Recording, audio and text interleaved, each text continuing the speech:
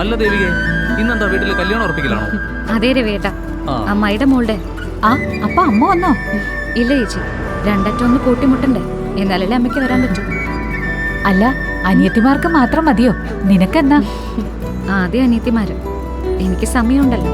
ഇന്നാണ് ആ സമയം. നിങ്ങളെ തേടി ഒരു രാജകുമാരൻ വരും.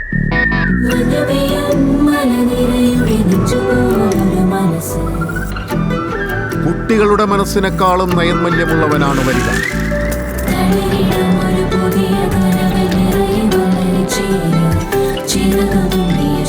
അതെ, കാര്യങ്ങളിലേക്ക് കടക്കുന്നതിന് മുമ്പ് ഞങ്ങൾക്കൊരു ഡിമാൻഡുണ്ട്. എന്റെ മൂത്ത കൊച്ചുമകൻ സിദ്ധാർത്ഥിനെ നിങ്ങളുടെ ദേവിക മോൾ വിവാഹം കഴിക്കാൻ തയ്യാറായാൽ ഈ 2 വിവാഹവും നമുക്ക് ഇവിടെ വച്ചങ്ങ് ഉറപ്പിക്കാം. നിങ്ങളെ തേടി ഒരു രാജകുമാരൻ വരും.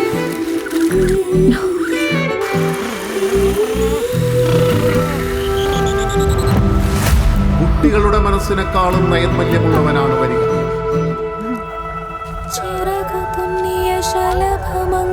ശ്രുതി ചേർക്കാനാകുന്നു ഈ അപൂർവ രാഗം.